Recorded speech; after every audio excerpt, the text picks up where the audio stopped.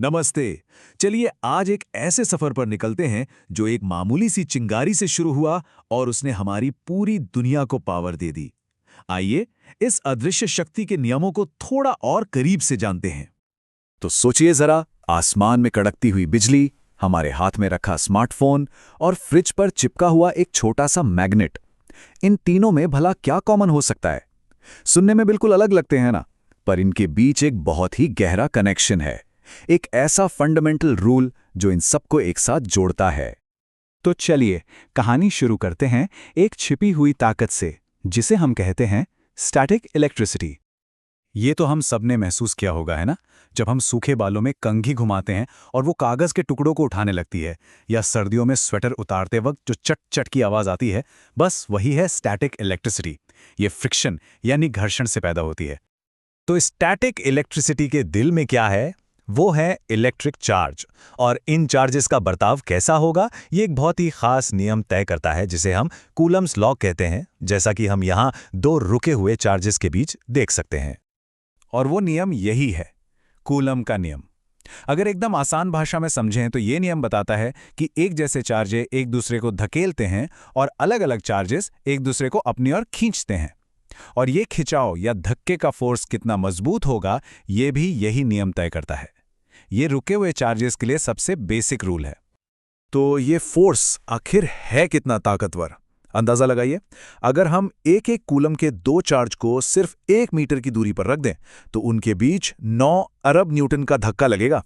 पता ये कितना होता है? इतना कि आप लगभग 1000 स्पेस शटल उठा सकते हैं। जाहिर है, इसीलिए असल दुनिया में हम मिलीकूलम या माइक्रोकूलम जैसी बहुत ही छोटी यूनिट्स यूज करते हैं। ठीक है, तो चार्ज जब तक रुका हुआ है तब तक तो ठीक है, लेकिन क्या हो अगर ये चार्ज चलना शुरू कर दे? बस यहीं से शुरुआत होती है इलेक्ट्रिक करंट की। अब ये चार्ज बहते भी दो तरीकों से हैं। पहला है डायरेक्ट करंट यानी डीसी, जैसे टॉर्च की बैटरी में होता है, जिसमें इलेक्ट्रॉन एक सीधी लाइन में एक ही डायरेक्शन में चलते हैं। और दूसरा है ऑल्टरनेटिंग करंट यानी एसी, जो हमारे घरों की सप्लाई में आता है, जिसमें इलेक्ट्रॉन लगातार अपनी दिशा आगे पीछे बदलते रहते हैं। अच्छा, तो अब जब चार्ज एक सर्किट में बहने लगा है तो हमें कुछ रूल्स तो चाहिए होंगे ना, इसे समझने और कंट्रोल करने के लिए। और इन रूल्स में सबसे पहला, सबसे जरूरी नियम है ओम्स लॉ। ये हमें वोल्टेज, करंट और रेजिस्टेंस के बीच का एक बहुत ही सिंपल सा रिश्ता बताता है। ये किसी भी इलेक्ट्रिक सर्किट की एबीसी की तरह है। लेकिन जब सर्किट थोड़े कॉम्प्लेक्स हो जाते हैं तब हमें जरूरत पड़ती है बिजली के ट्रैफिक रूल्स की, और यही काम आते हैं किरचॉफ के नियम। पहला नियम है जंक्शन रूल, जो एक ट्रैफिक चौराहे जैसा है, मतलब जितना करंट एक पॉइंट पर आएगा उतना ही वहां से बाहर भी जाएगा। और दूसरा है लूप रूल, जो एक पूरे रास्ते की तरह है। आप जहां से शुरू करेंगे, पूरा चक्कर काटकर वापस वहीं आने पर नेट वोल्टेज चेंज 0 होगा। ये नियम पक्का करते हैं कि चार्ज कहीं रास्ते में गुम न हो जाए। और इन्हीं नियमों का एक बहुत ही शानदार प्रैक्टिकल इस्तेमाल हमें देखने को मिलता है व्हीटस्टोन ब्रिज में। ये एक बहुत ही क्लेवर सर्किट है, जिसे एक अननोन रेजिस्टेंस की वैल्यू पता करने के लिए इस्तेमाल किया जाता है। तो अभी तक हम सिर्फ इलेक्ट्रिसिटी की बात कर रहे थे, पर कहानी में एक ट्विस्ट है।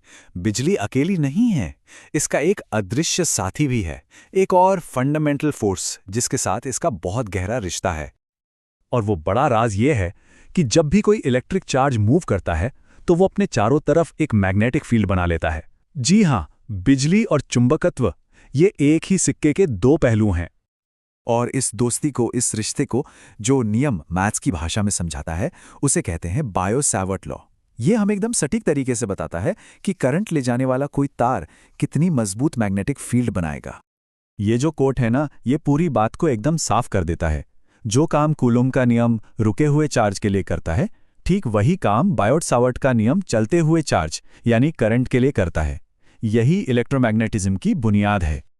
चलिए अब वापस घूम कर आते हैं ऑल्टरनेटिंग करंट यानी एसी पर। हमारे घरों में जो बिजली आती है वो एसी ही क्यों है, और इसकी असली पावर को हम मापते कैसे हैं? अब यहीं एक बहुत बड़ी उलझन सामने आती है। एसी करंट तो लगातार आगे पीछे होता रहता है, तो अगर आप एक पूरे साइकिल का एवरेज निकालेंगे तो वो तो 0 आएगा। तो फिर हम ये कैसे कहें कि इसमें कितनी पावर है? और इस उलझन का हल है आरएमएस वैल्यू। नाम सुनने में थोड़ा टेक्निकल लग सकता है, पर इसका कॉन्सेप्ट बहुत सीधा है। ये एसी करंट की इफेक्टिव यानी असरदार वैल्यू है। इसे ऐसे समझिए, ये वो डीसी करंट है जो किसी हीटर में उतनी ही गर्मी पैदा करेगा जितनी वो एसी करंट कर रहा है। तो ये टेबल देखिए, ये एवरेज और आरएमएस वैल्यू के बीच का जो फर्क है ना, उसे एकदम क्लियर कर देती है। एवरेज वैल्यू का काम कुछ खास जगहों पर होता है, जैसे रेक्टिफायर में। लेकिन जब भी पावर की बात होती है, बिजली के बिल की बात होती है, तब हमेशा हमेशा आरएमएस वैल्यू ही इस्तेमाल होती है। और अब आता है वो आहा मोमेंट। अगली बार जब आप अपने किसी भी अप्लायंस पर 230 वोल्ट या 120 वोल्ट लिखा देखें, तो समझ जाइएगा कि ये पीक वोल्टेज नहीं बल्कि आरएमएस वैल्यू है। ये वो इफेक्टिव वोल्टेज है जिस पर वो डिवाइस असल में काम कर रहा है। तो देखिए, हमने सफर शुरू किया था एक मामूली सी चिंगारी से और देखा कि कैसे चार्ज के बहने के कुछ आसान से नियमों ने हमारी पूरी मॉडर्न दुनिया बना दी। ये हमें सोचने पर मजबूर करता है ना, कि प्रकृति के और न जाने कितने ऐसे गहरे राज हैं जो बस खोजे जाने का इंतजार कर रहे हैं।